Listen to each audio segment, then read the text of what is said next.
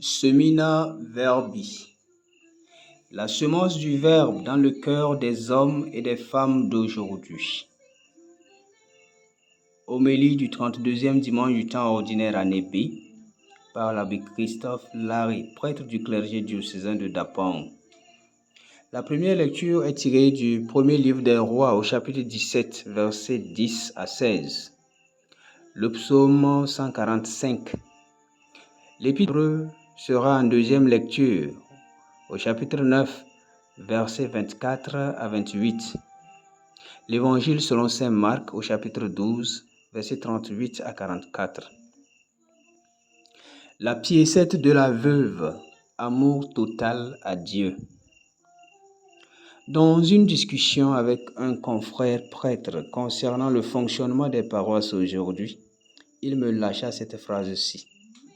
La générosité est presque agonisante dans nos églises et déjà morte dans la société. En effet, poursuit-il, de nos jours, chacun veut sécuriser son bien-être sans se soucier du bien-être des autres. Chacun veut tout de Dieu, mais ne veut rien donner à Dieu, et certains fidèles pensent même que le prêtre est assez riche pour s'occuper des besoins de la paroisse. Ou mieux, l'Église est assez riche pour s'occuper de tout sur les paroisses. Par conséquent, on n'ajoute pas des cailloux à une montagne, selon que l'exprime un adage en pays Moba. Bien-aimés du Seigneur, en ce 32e dimanche du temps ordinaire année B, les textes liturgiques nous offrent des modèles de générosité qui mettent en pratique le premier commandement et le second qui lui est semblable, à savoir aimer Dieu de tout son cœur et aimer son prochain comme soi-même. Dimanche dernier, nous en étions à cette école qui est le centre de toute notre vie chrétienne. L'école de l'amour qui considère Dieu et le prochain. Dans la première lecture d'aujourd'hui, c'est la veuve de Sarepta qui fait preuve d'une grande générosité confiante à l'endroit du prophète Élie en le nourrissant avec le peu de farine qu'elle avait pour elle et pour son fils. La totalité de ses biens se résume en une petite quantité de farine qu'elle veut manger avec son fils et ensuite mourir s'il le faut. Cependant, Dieu était au rendez-vous. Dans cette épreuve du manque, la veuve devra faire preuve de générosité afin que s'accomplisse la parole de Dieu pour elle. Car ainsi parle le Seigneur, Dieu d'Israël. Jarre de farine, point ne s'épuisera, vase d'huile, point ne se videra, jusqu'au jour où le Seigneur donnera la pluie pour arroser la terre. On ne peut véritablement comprendre ce récit qu'à la lumière de la démonstration du vrai Dieu qui s'est faite entre le prophète Élie et les prophètes de Baal, les dieux païens de la reine Jézabel. Dans les chapitres précédant cet épisode de la première lecture d'aujourd'hui. En effet, il s'agit pour le prophète Élie de toujours affirmer la force du Dieu d'Israël qui fait descendre le feu du ciel pour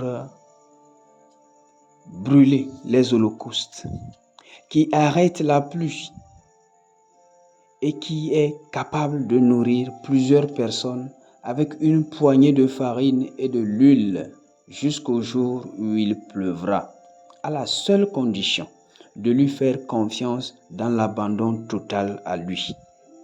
L'unique condition de réalisation de tout ceci, c'est la confiance en la providence. Ainsi donc, fidélité et abandon trouvent leur plénitude dans des jarres qui ne s'épuisent pas. Le Seigneur garde à jamais sa fidélité, il fait justice aux opprimés, comme le souligne le psaume de ce jour. L'amour de Dieu n'a donc pas de limite pour ceux qui se tournent vers lui et s'abandonnent à lui dans une totale confiance. C'est ce que Jésus observe quand la pauvre veuve s'avance avec ses 2 piécettes comme offrande et s'exclame. Amen, je vous le dis. Cette pauvre veuve a mis dans le trésor plus que tous les autres, car tous, ils ont pris du superflu, mais elle a pris sur son indigence. Elle a mis tout ce qu'elle possédait, tout ce qu'elle avait pour vivre. En fait, l'aumône est un signe de religiosité, un signe d'amour profond, mais c'est seulement quand il est pratiqué sans contrainte, avec l'intention d'ennoblir l'autre. Voilà pourquoi le superflu devient une insulte quand il est donné. Le superflu, ce dont on n'a pas besoin, ce qui nous encombre n'est pas une charité, mais un bon débarras, comme on le dit souvent. C'est donc normal que Jésus fasse l'éloge de la veuve qui donne tout ce qu'elle a pour vivre. C'est cela la vraie aumône, donner du nécessaire par amour du prochain, et c'est le vrai culte rendu à Dieu. Les veuves de Sarepta et celles de l'Évangile ont très bien compris cela et nous l'enseignent. Oui, bien-aimés du Seigneur, cette générosité offerte de deux pauvres dames incite notre générosité et la met en évaluation.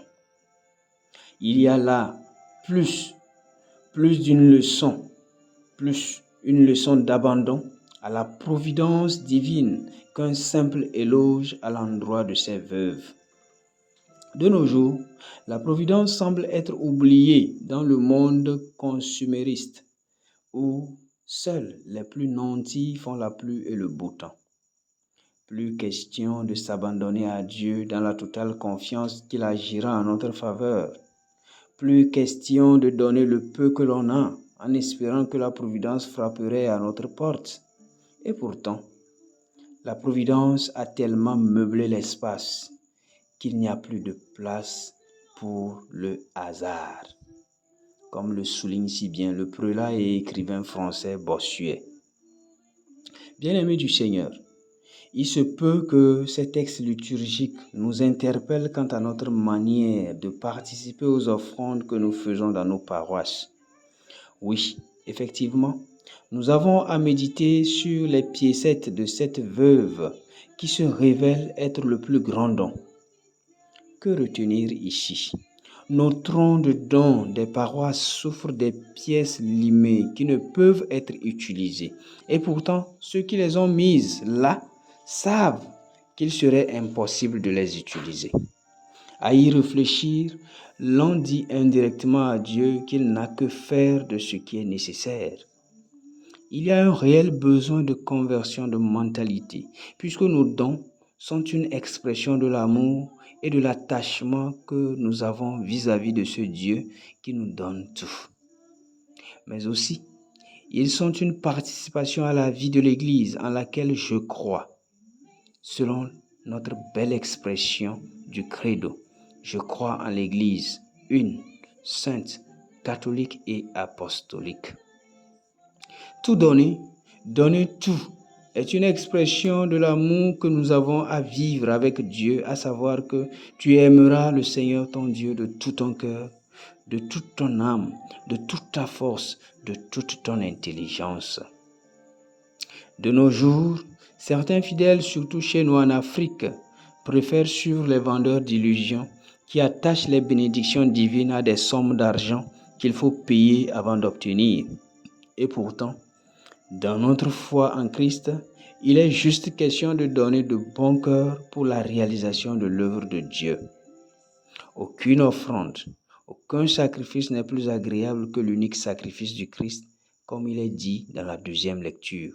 C'est pourquoi nos offrandes ont juste besoin d'être faites avec bon cœur pour s'insérer dans le sacrifice du Christ, qui est le don de lui-même par amour pour l'humanité, sans contrainte et sans user de superflu.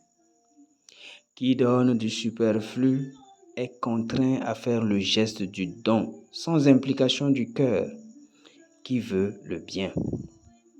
Le véritable souci est en réalité celui de faire confiance à la bonté de Dieu. Beaucoup de gens ne font pas cette belle expérience de l'abandon de soi à la divine providence. Chose agréable qui pousse les belles âmes à donner sans compter, à donner tout. Et si l'on vient à fermer son cœur pour ne pas être généreux, il est clair de facto que la providence ne peut frapper à la porte de notre cœur, puisque c'est le cœur ouvert qui comprend le langage du Dieu provident. C'est le cœur ouvert qui donne avec joie dans la grande confiance d'être enfant d'un Dieu qui s'appelle Providence, le Dieu de l'impossible. Bien-aimés du Seigneur, demandons en ce jour la grâce de la générosité qui découle de la charité inventive, que le soin de donner ne soit pas un fardeau, sauf si l'on n'a vraiment rien à donner. Que le soin de donner ne soit vraiment pas un fardeau, sauf si l'on n'a rien à donner à autrui. Soyez bénis. Amen. Dans notre rubrique Nourrir son talent, nous allons penser aux cadeaux que nous pouvons offrir à l'humanité. Le véritable cadeau à offrir à cette humanité, c'est le cœur qui s'offre. C'est notre cœur à nous. Le cœur pur à donner à ce monde en quête de repères. Donner son cœur, c'est donner tout pour la réalisation du bien concret. Bien-aimés du Seigneur, nourrissons donc ce talent de savoir donner le cœur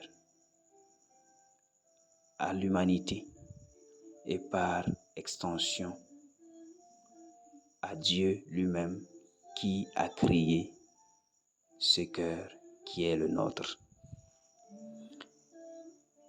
Bonne célébration eucharistique et très bon dimanche à tous.